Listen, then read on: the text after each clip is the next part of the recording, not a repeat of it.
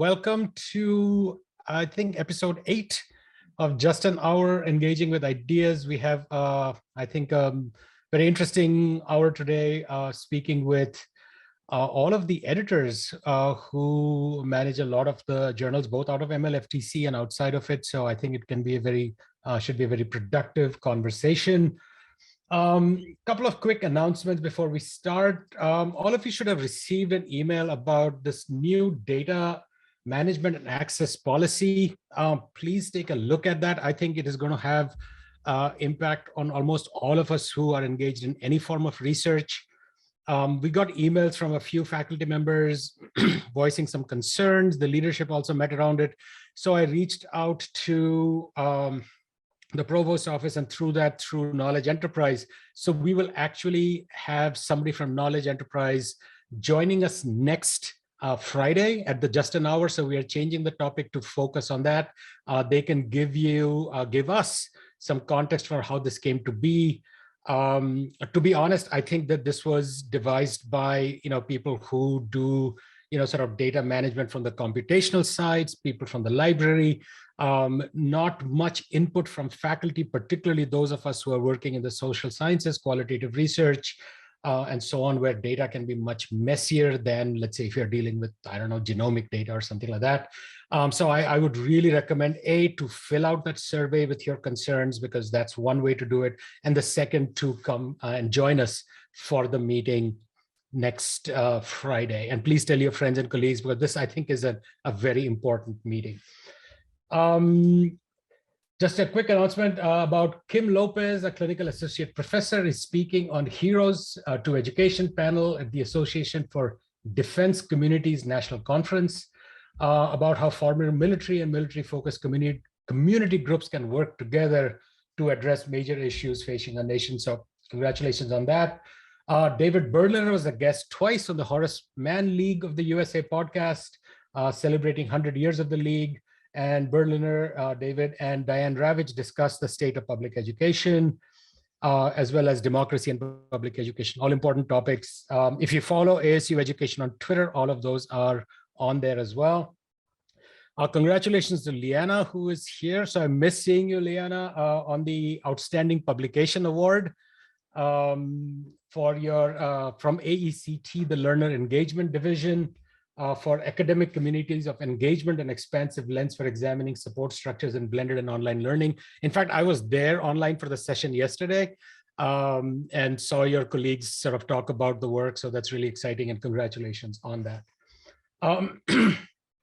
Finally, just a reminder that there is a survey that goes out every month seeking input about achievements, accomplishments, publications, presentations.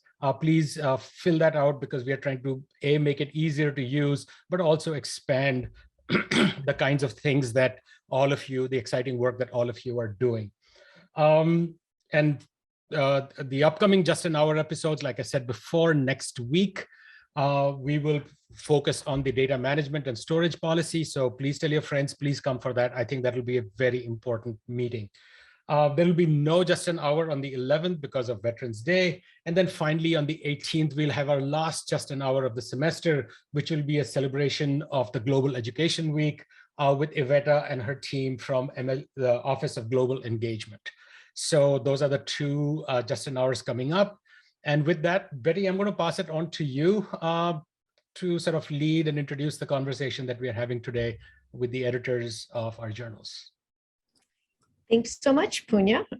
So we're really excited and pleased to have some of our colleagues here who are editors of prominent journals to talk about sort of, I think, the kind of the journal process now, sort of answer some interesting questions I think that we've put together, and hopefully that you'll have, about the work of an editor and how these particular journals are now operating. So the editors we have are Leanna Archambault, we have Ron Beghetto, Jill Koyama, and Gustavo Fischman are all here representing different journals, again, in the field that are important. what we thought we would do to kick off the discussion, instead of just having them do introductions, is have each journal editor introduce themselves and tell us one thing that they would like us to know you should never do as an author. So hopefully that will be informative and a good way to kick off the discussion. So with that, Leanna, would you start us off? I'll start us off. Hi, everyone. Leanna Archambault. And I edit I'm a senior editor for Computers in Education. And the one thing that I do not like to see is we run everything through, there's a tool that we use. And so if you're pulling even from your own material, that is going to come up as a red flag. So make sure that articles that you are submitting, the highest form of flattery is kind of your using, reduce, reuse, recycle. But in this case, make sure that you are not reusing verbatim writing from other publications, prior publications, because that will come up. That's great. Thank you very much, Leanna. Ron, would you like to introduce yourself and share one thing we should never do as author? So I'm Ron Beghetto, and thank you for the opportunity to be part of this conversation. I am the editor for the Journal of Creative Behavior and the Review of Research in Education. And I would say in both cases, something that's problematic is when authors don't carefully read the author guidelines. I think that is the lion's share of desk rejections. It's just very simply not adhering to the guidelines, which cover some of the things that Leanne also brought up, but also just making sure you understand the scope and purpose of the journal and the nature of work that's published in that journal. Great, thanks, Ron. Yep, people never want to read the instructions, no matter what context. I get it. Jill. Thank you for this invitation. So I have been an associate editor at AERJ at almost 9 years of Anthropology and Ed Quarterly. So it's like the bridesmaid, not the bride. But Brendan O'Connor from Transborder Studies and I are the incoming editors-in-chief of Anthropology and Ed Quarterly starting in January. So if you see an email from me, you might not want to click on it. That might always be the case. But I think the one thing, the one thing is honestly self-citing. Like even if you mask it, like no one's work is that important to be cited 14 times in a manuscript. And I will almost desk reject because of that, which is of course not allowed, but that just needs to end. And if you actually do put your name or it's identifiable to you, I will desk reject it. Good advice, Jill. Yeah, find other ways to get your citation rates up, not by self-citation. So, okay, Gustavo, what editorial position or positions do you have, and something we should never do as an author? Okay, Gustavo Fischman, past editor of Educational Policy Analysis Archives, Education Review of research in education. The thing that you should never do is to submit to a journal that you are not familiar to. And that you need to signal that you are familiar, either by reading the focus and scope very carefully, and also trying to engage with the conversations or the topics of the debates that are happening in a journal. If you submit without knowing the journal, you probably are going to be desk reject for plain stupidity. That is not recognizing that there is a history in that journal. So that is something that you should never do. Great. So this is all really helpful advice. And I think many of us can probably admit to having violated one of these principles or more at some point in our careers. So we do have another question or two before we open it up to the audience. And this might be a particularly relevant question for those of you who are newer to academics. But one of the questions that we have for the panelists is, how did you get to this particular role or position? How did you become an editor, basically? And what advice would you have to others earlier in their career who see this as a potential path for their future? So, and instead of calling, would someone care to jump in of our editors to respond?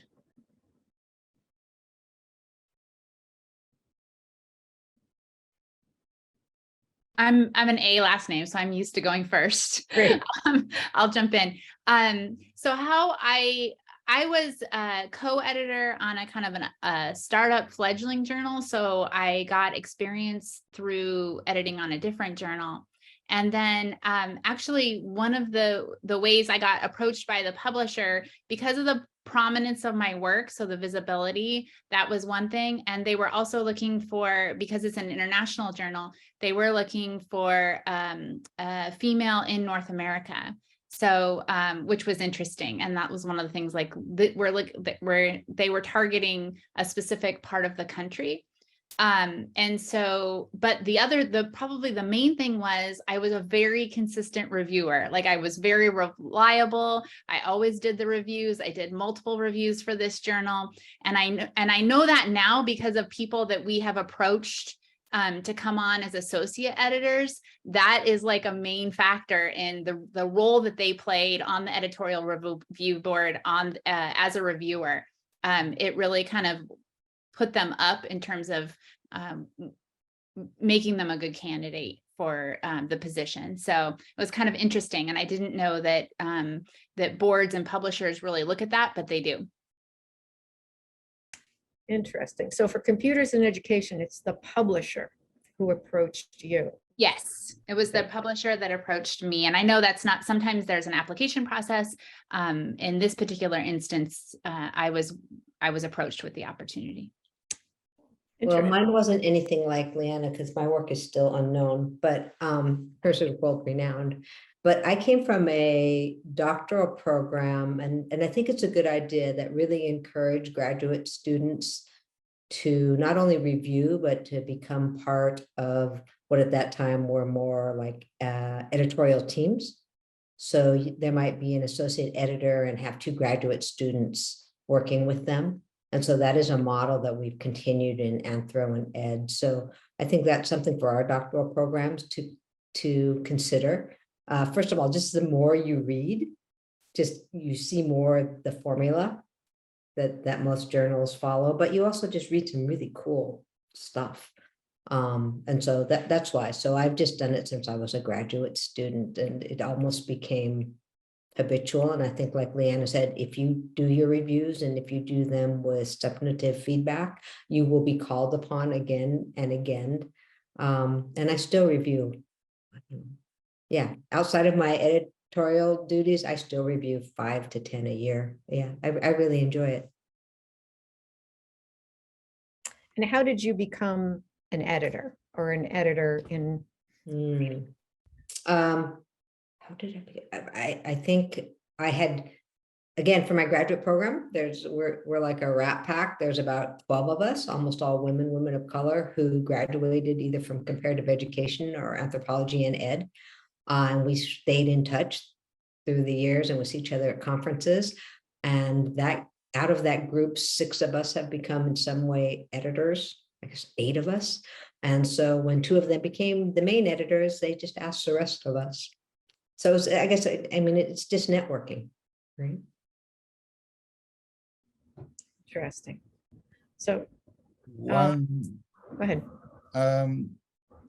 The path is pretty similar. You start reviewing, and then you have conversations with other editors, and you publish in that journal, and you can remain unnoticed as Jill. We are in the same club, but apparently, if you review well and you show good citizenship to that journal, then people call you to be the editors. But one thing that I know, for example, for ARA, if you have never published in the journal that you are going to submit a proposal for editor, you are not going to be appointed. So you need to show familiarity as a reviewer, as an author. So yeah, just to echo things that folks have already said, I think there's multiple pathways, and I think the big question is, how do you even get started as a reviewer, and what are the different pathways to becoming an editor or a guest editor even? And so I think starting out, I really like what Jill said about encouraging graduate students. A lot of journals now have like grad student boards. What you can do, even if you're interested in a journal and you've been reading their work or citing their work in your own work, you can request of the editorial team if you could serve as an ad hoc editor or reviewer, not editor.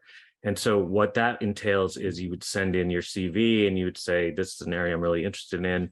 And so journals are always looking for reviewers. It's really difficult to find people to actually agree. So I think another thing to do is, there is almost a tacit expectation if you publish in a journal that you would be willing to review for them, because you're going to be in the system. And so since you've already done work in there, you might get invited to serve as a reviewer, and it would be an ad hoc position where as needed, in other words. And so I think it's always beneficial if you're interested in doing that kind of service to say yes to those requests to the extent that you can.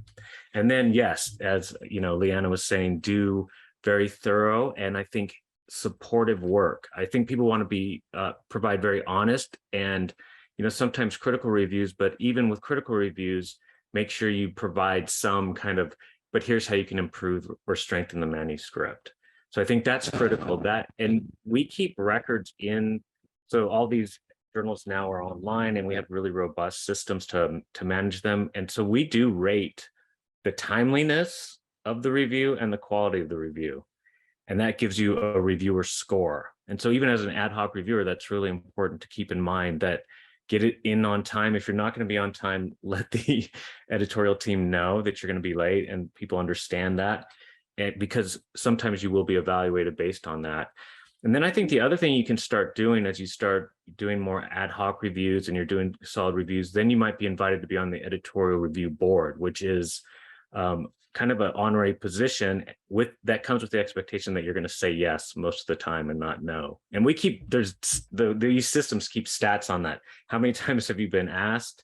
How many times have you said no? How many times have you turned it in on time? All that data is on the back end of journals. So I think it's really important just to be honest with people if you can't complete a review, or if there's a conflict of interest or anything like that.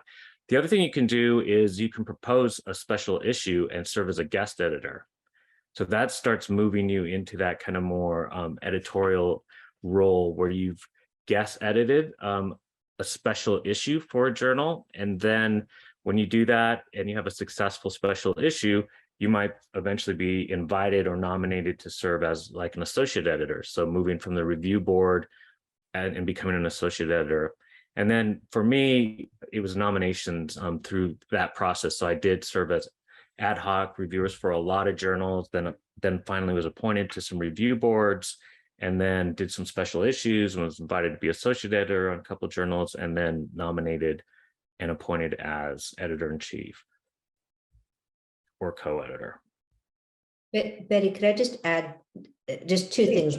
One, how the editorship of Anthropology and Ed Quarterly is actually moving from UW, Wisconsin to ASU.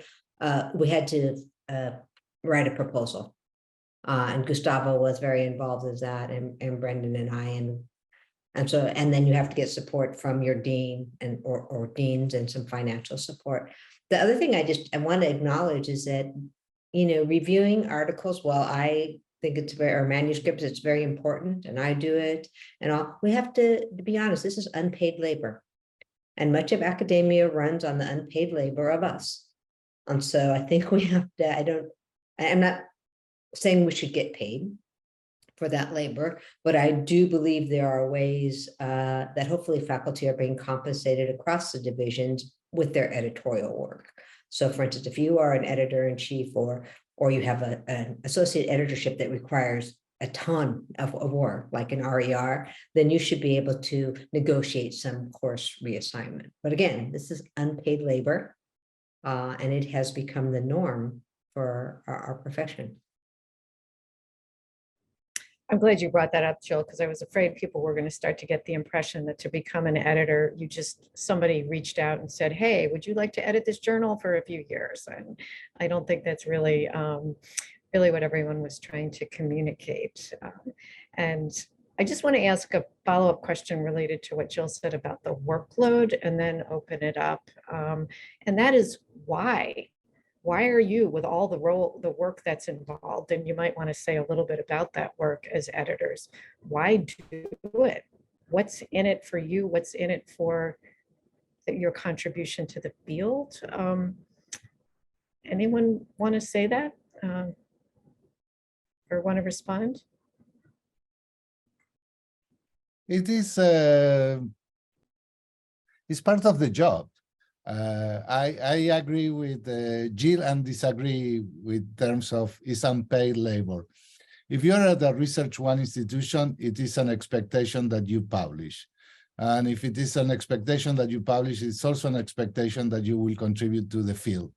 And one of the best forms of contributing to the field is to be editor of a journal. You will have the capacity to help certain conversations that are not happening to start happening. Topics that were denied space, now they may have space. People, it's a really key role. I usually, when I go to conferences for journal editors, there are conferences for journal editors. One of the issues that we say, what will happen with any field if all the journal editors go on a strike? And there are serious consequences. What we do is important. That's the other thing. It's a very important job. It's complicated. You could get a very good reputation for being a journal editor or a horrible reputation for being a journal editor. So you better do it well. So I think I do it because it's important work. Sometimes it's joyful. Many times it's very painful. I hate to write letters of rejection. Unfortunately, we have to write more letters of rejection than of acceptance. But no, I think it's a good contribution. And one thing I want to say that goes back to the issue of the being reviewers. Right now, everybody that will review, if you review for a journal and you get a note on, do you want this to be on Pavlons? Say yes, because that will go formally on the record. So Pavlons, and please have your ORCID and your Google Scholar profile up to date, all those things.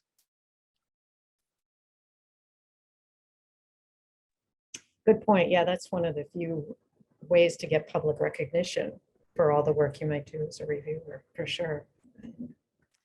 Anyone else want to respond to the question about why you're an editor?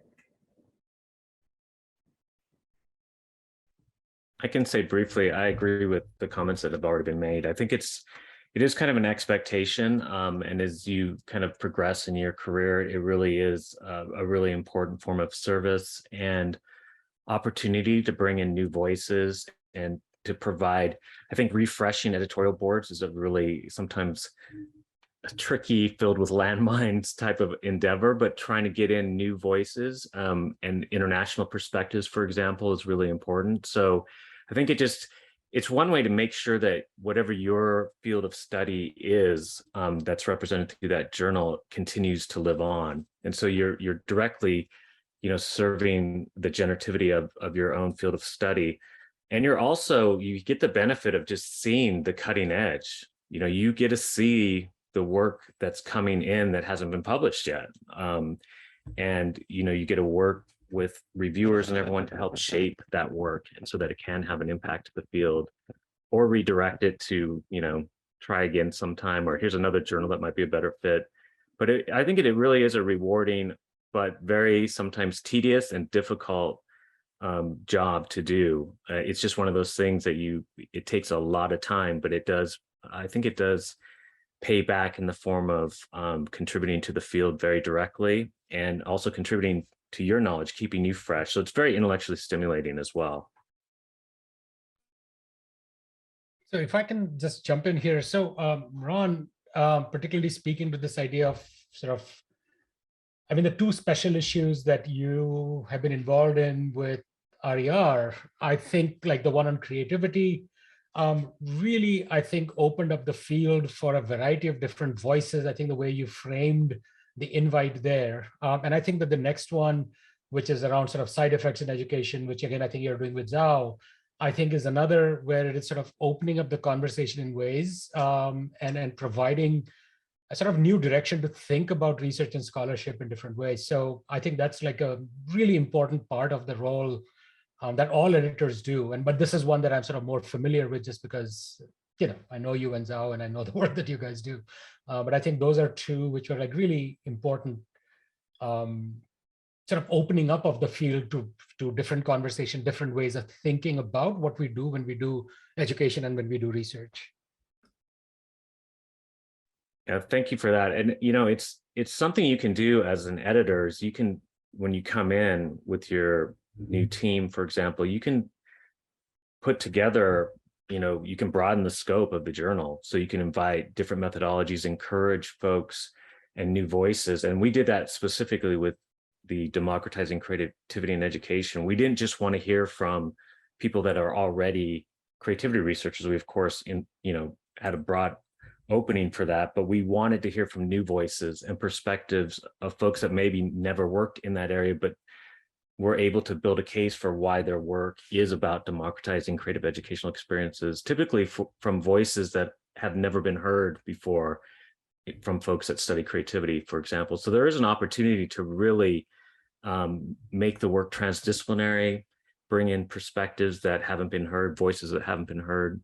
And I think those examples are examples of where I really learned. It really broadened and challenged my own assumptions and blind spots as well. So it can be really beneficial for you and for the field to open up the scope of the work when you're editing.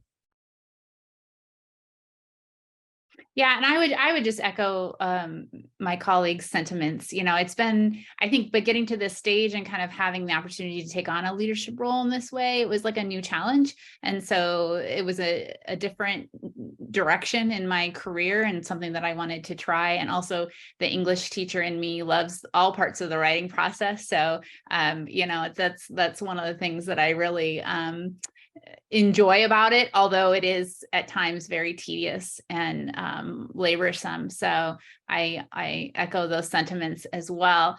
And I think just, having the opportunity to shape the field. And, in technology, we've had a very kind of the last 3 or 4 decades of optimistic viewpoints about the prospects of technology. And so now it's nice to be able to look at, okay, what are some of these drawbacks, especially with AI, especially with some of these kind of newer technologies and some of the skeptical views. And so being able to kind of champion those different perspectives is something that's very rewarding.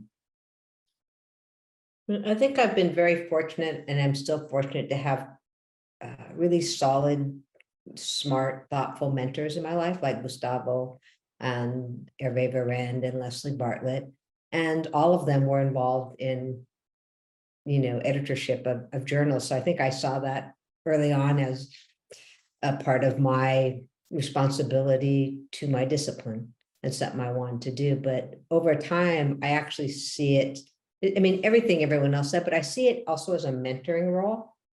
So especially for Anthropology and Ed Quarterly, while yes, we give critique and reject, we also try and mentor, in particular, early career faculty and graduate students through the process and try and help them or guide them to what might be an appropriate journal, where they might look at their work differently. So I think it's that mentoring aspect which actually holds me more now than anything else. And as far as getting the editorship to ASU and to our college, that was also for our college. That's a good thing for ASU. It's a good thing for our college. It's a good thing for our faculty and our students. And I think that's what I'm supposed to be doing in this job.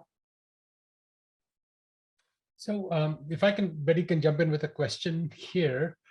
I would love, I mean, when I was a grad student, I was never given an opportunity to do any reviews. And so when I became a faculty member and the first review dropped on my desk, I had no idea what that genre even was, you know, because it is a genre. I mean, like everything else.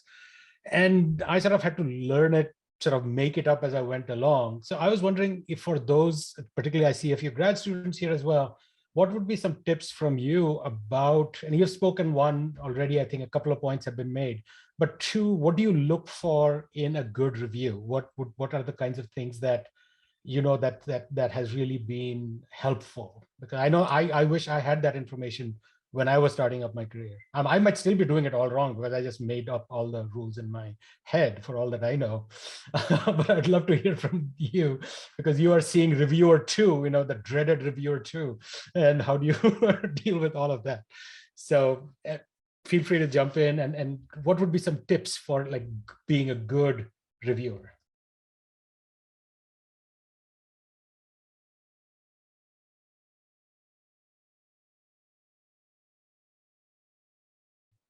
That conversation.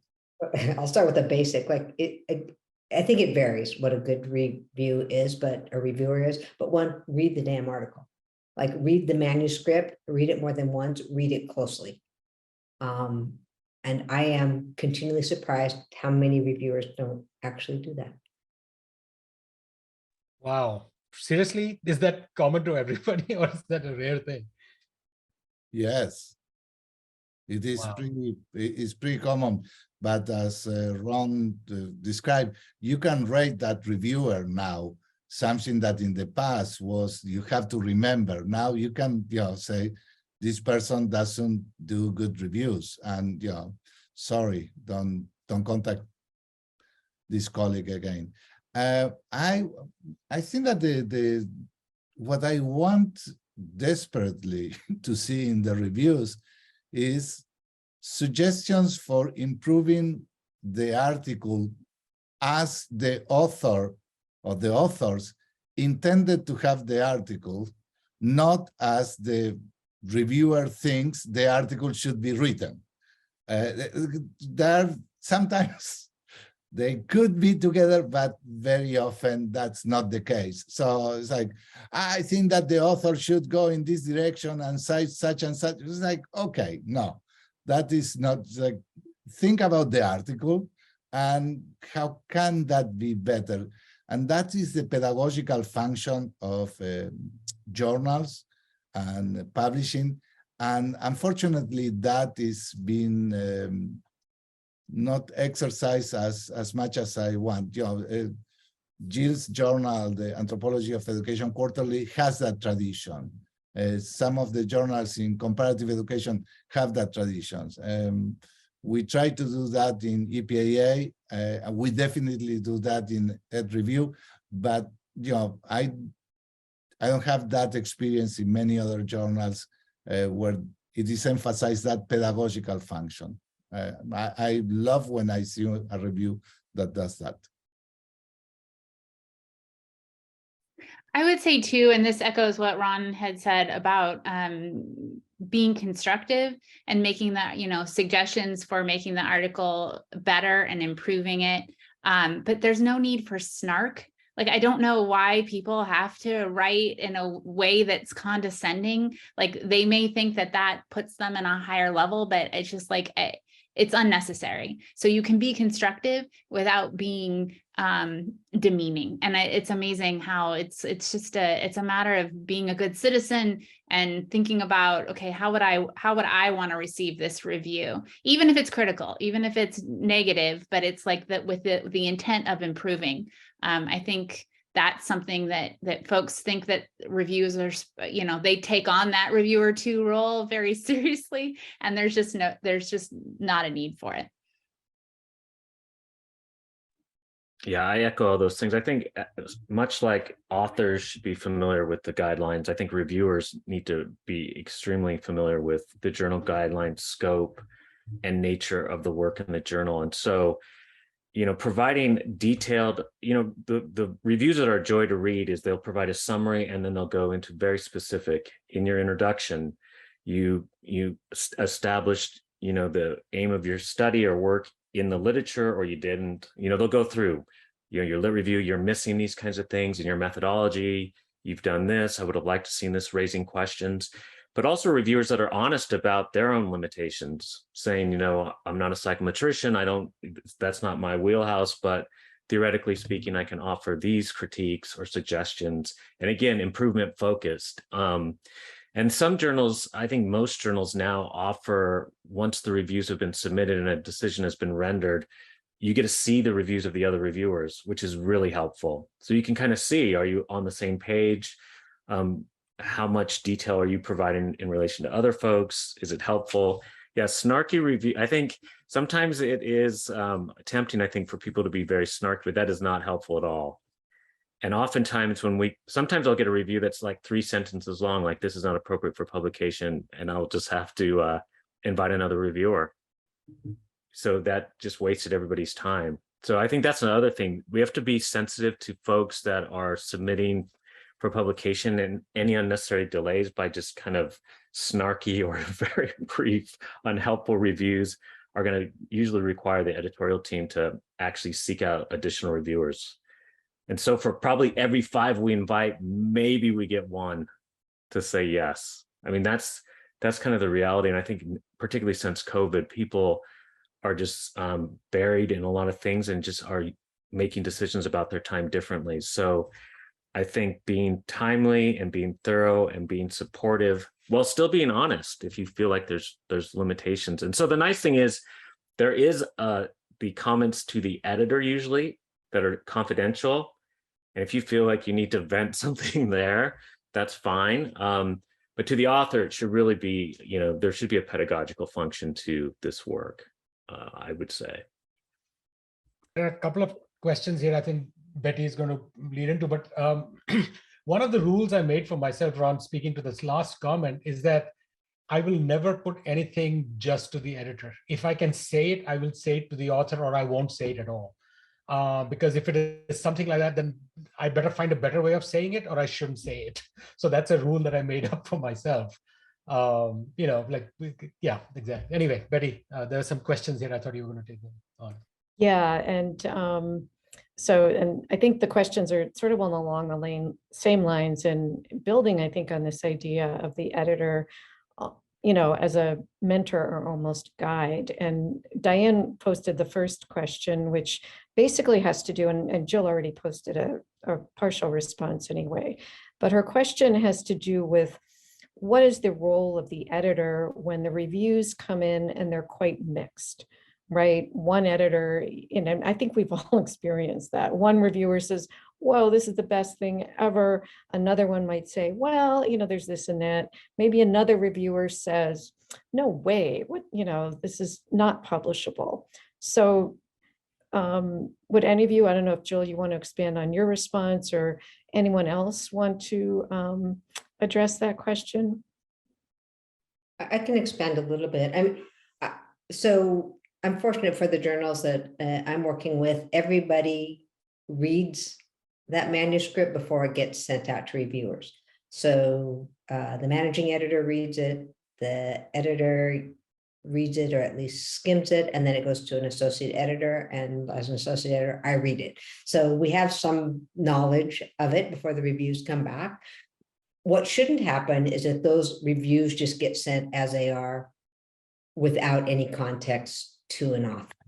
So I think it's my job and job of other editors to really read through all of those, see what we think would help move the piece forward, to suggest some prioritizations of the reviews. Even though we include the raw reviews, there needs to be a context and then a summary. And given these reviews, here is what we'd like to see, or here's what will strengthen your piece. I don't know that every journal does that or has the capacity to do that. But again, I think that's part of the mentoring function. it's also fine for an author to contact the associate editor and say, I got these reviews, they're all over the place. Can you help me define where I should be going? Great, thanks. Other responses? Gustavo? I want to emphasize Jill's last point.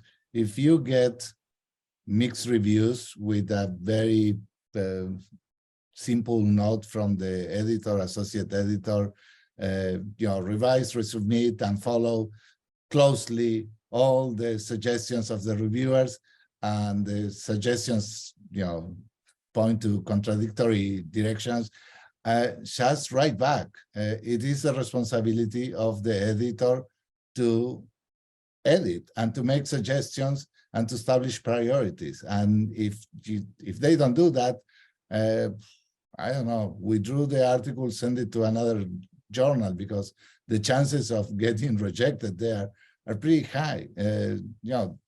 This is our job. Letters shouldn't go with ambiguous directions.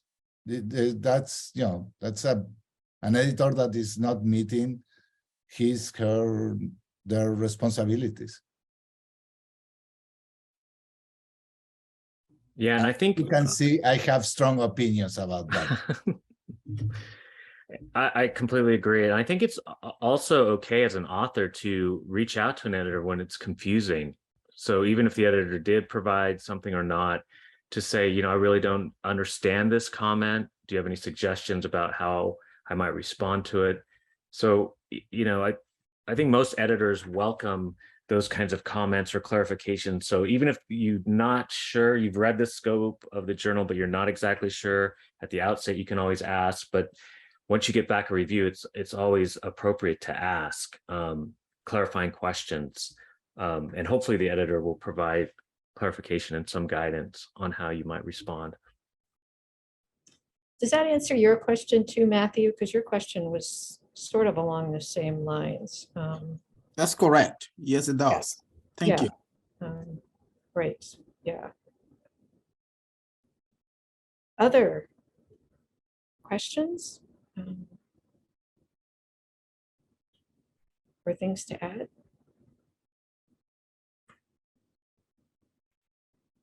Can I ask a question? Please do. Do you happen to have a good sense of which articles are going to be, I'm going to use the horrible word, impactful, of which articles are going to make a splash or be highly cited, or do you really, I don't know. And how do you deal with those articles that are so original and so different from what the field is publishing? How do you deal with that? It's like sometimes we don't know if that's going to be good, bad, or originality and prediction of impact.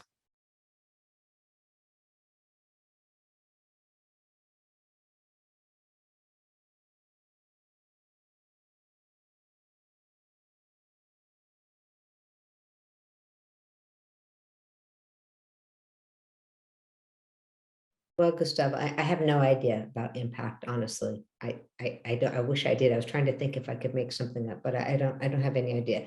But I think that you brought up a really important point, right? Because journals are a very traditional form. Even if we go online, it's still a pretty formulaic way. And so how do we, if we say that's important, bring in different ways of exhibiting academic voice in all its variations into published spaces? And I think, as you know, Gustavo, we've talked about this quite a bit. That's what we are currently, Brendan and I are currently grappling with. How do we take this pretty staid, solid, journal and invite different ways of knowing, into it? And will that be accepted? Will that, we have no idea. Could there be a revolt? That might be fun. And that would be okay, actually, for me. I don't know about Brendan, but yeah, I don't know. So I'd be interested in hearing what others have to say about that. Well, the Journal of Creative Behavior has a benefit that we're about creativity. So, we want originality. At the same time, creativity is not just originality. So the things that I like to see as an editor, because you do get a lot of the same type of work. So when you see something that's really fresh, I think that's exciting. I mean, impact is one of those things that who knows what's going to be impactful, who's not. But I think really original, or even, because again, creativity is about difference. So we're looking for different perspectives that are really going to push thinking. But one of our key criteria in our author guidelines is you still have to build an argument for how it's contributing to and connecting to the existing work, even if it's departing completely from it. So I think sometimes when we get really fresh articles like that, and in the reviews, some people will raise questions because they're not connecting. So there is a history to every field. So I think being able to say, we're departing from here, but signaling that you understand that history, I think it's really important. And that's, I think, helps really radically original ideas sometimes get accepted, is that you're couching it still in, I understand the context, but we're departing from it, and this is why we think it's going to still contribute to the field.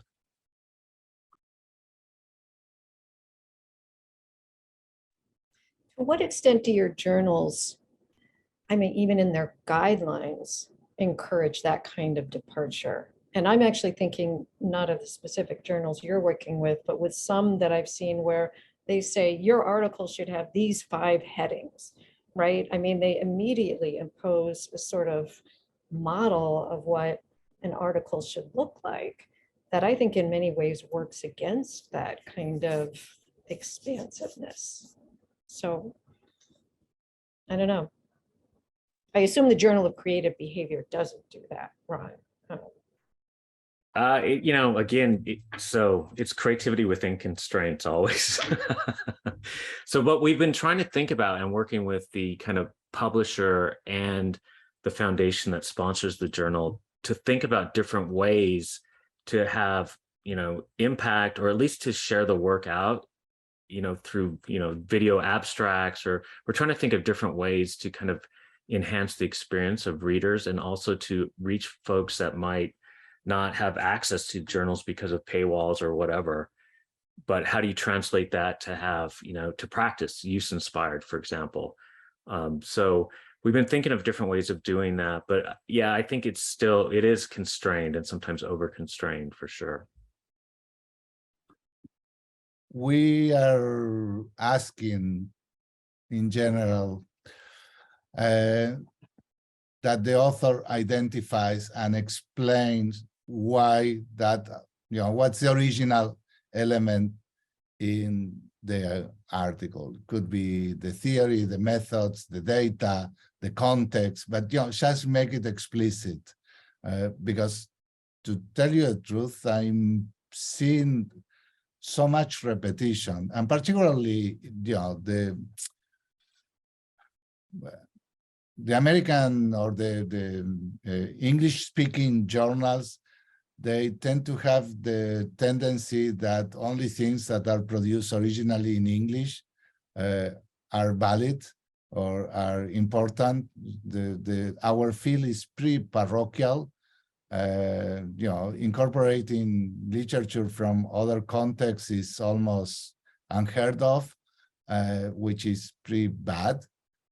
So I'm encouraging people like just consult with a colleague in a different context and see if somebody else is doing something similar. Engage in that conversation, and that will be original. Or have a different data set and say why that data set is interesting. Or you do ethnography incorporating a different technique, explain that. I'm very concerned with the lack of expansion in the field.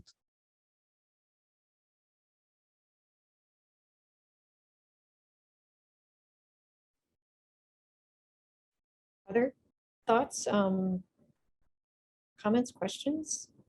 I want to make sure everyone gets a chance to bring up an issue that they're concerned with. I have many more that I could ask about. It's just thinking of this, but. So there's a question from Derek here about how you handle article submissions from non-English contexts that are very good studies, but have lots of errors in their English. Just curious about what others, I mean, I'm sure others have also had to deal with it. Just curious about how you discuss that. What I do if I know the original language and if I have so if it's submitted to one of our journals, we ask the author to submit the version in the original language. So we review the article based on the scientific, scholarly, intellectual merits. And once it's approved, they have the option to have a translation for dissemination. Has the same DOI, so it's not a double publication. When I'm in journals that only publish in English, and I'm guest editor or part of the team, what I do is try to find reviewers that also know the original language and says, okay, just try to identify the merits beyond the grammar problems or the style problems. And then suggest to work with editors.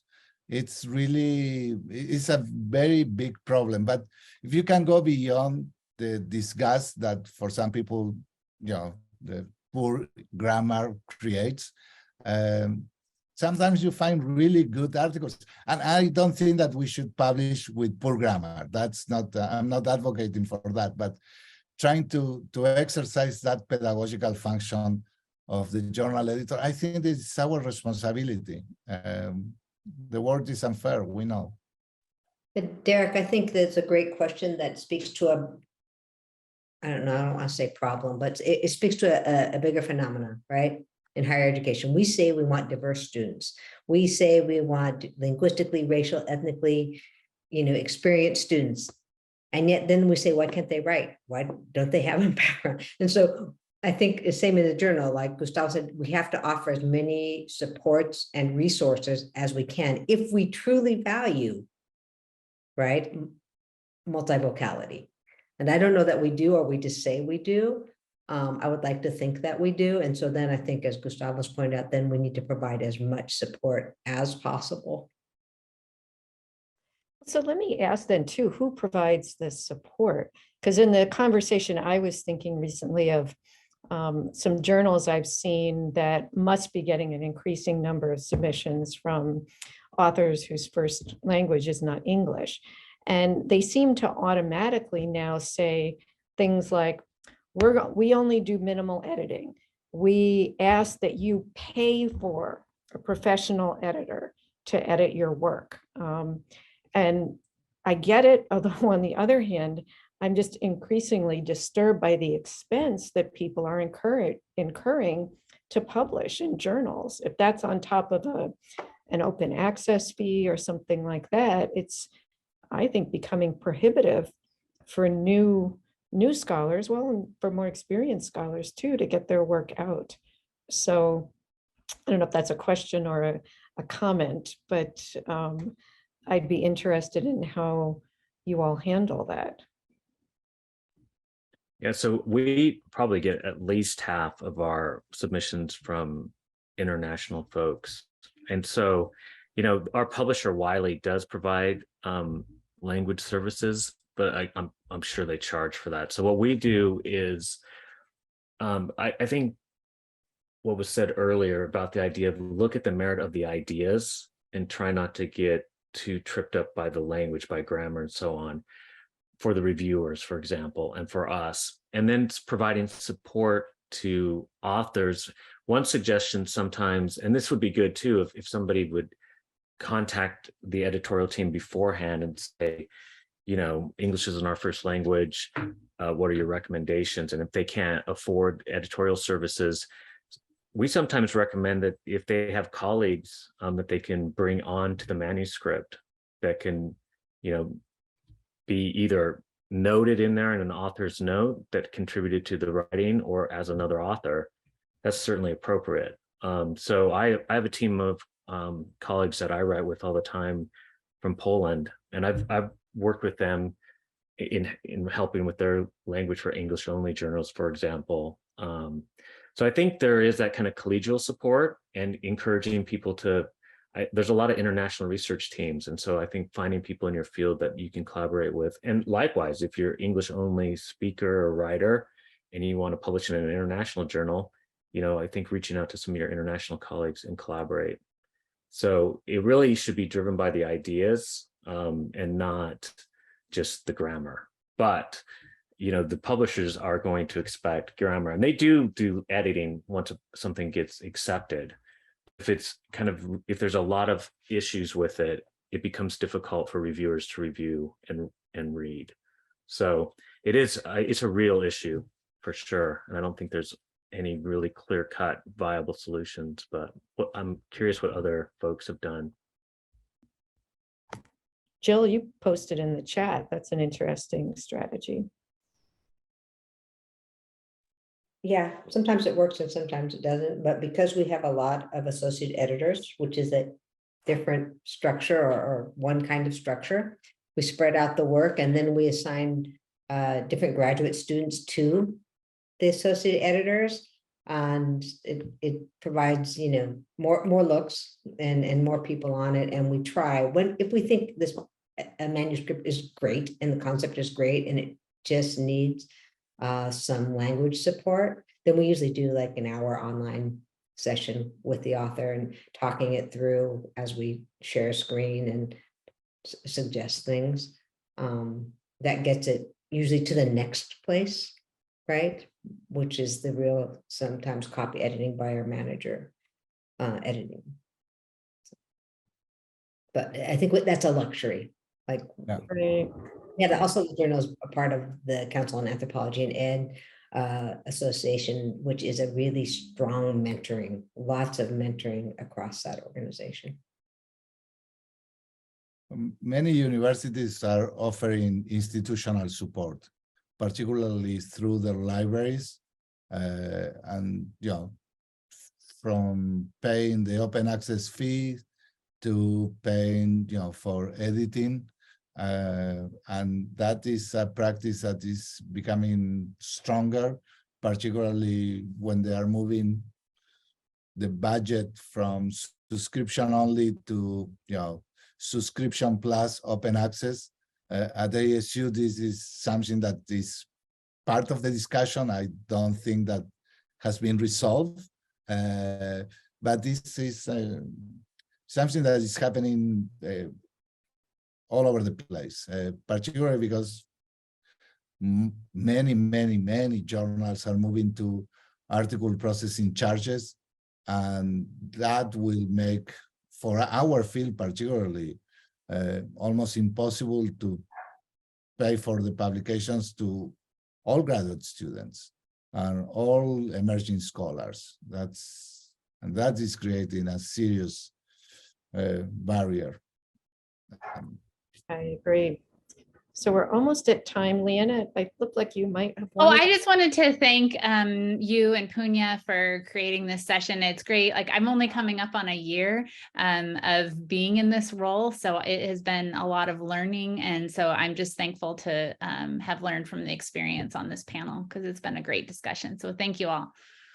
Yeah, well, thank you all. This wonderful conversation. I wish we had more than just an hour, Punya. I know, we got stuck with that name. We should have just an hour and a half. Any final comments, Punya? No, just want to thank all of you, all the editors who joined in. I mean, it's something of great pride, I think, for MLFTC. I mean, each of these journals is the top in their field. So that's awesome. Speaks to the excellent work that you do and our faculty do. So that's always something worth celebrating. Please fill out the survey on the data management policy. Ask your friends and students and everybody to join the Just an Hour next week. More details will be coming by email. And these videos are archived on my.education.asu.edu. So all the back episodes are there. So yes, thank you again, and have a great Friday and a great weekend.